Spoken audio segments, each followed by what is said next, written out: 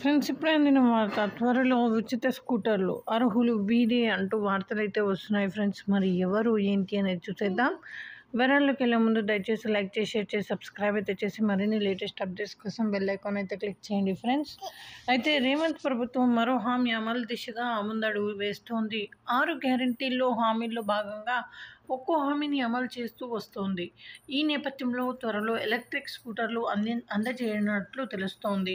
18 ఏళ్ల పైబడిన యువతుల కోసం ఈ పథకం అమలు చేసేందుకు విధి విధానాలను రూపకల్పన చేస్తున్నట్లు సమాచారం. అయితే ఈ పథకానికి ఇంకా ఏమైనా షరతులు విధిస్తారా లేదా చదువుకునే అమ్మాయిలందరికీ ఎలక్ట్రిక్ స్కూటర్లు ఇస్తారా అనే దానిపై స్పష్టత లేదు.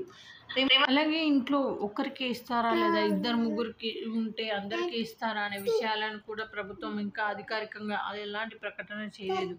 ఇదిలా ఉండగా 6 గ్యారంటీల హామీల్లో భాగంగా ఇప్పటికే మహిళలకు ఉచిత బస్ ప్రయాణం, 200 యూనిట్ల ఉచిత విద్యుత్, రైతు రుణమాఫీ, ఆరోగ్యశ్రీ, 10 లక్షల రూపాయల పెంపు పథకాలను అమలు చేస్తోంది రేవంత్ సర్కార్.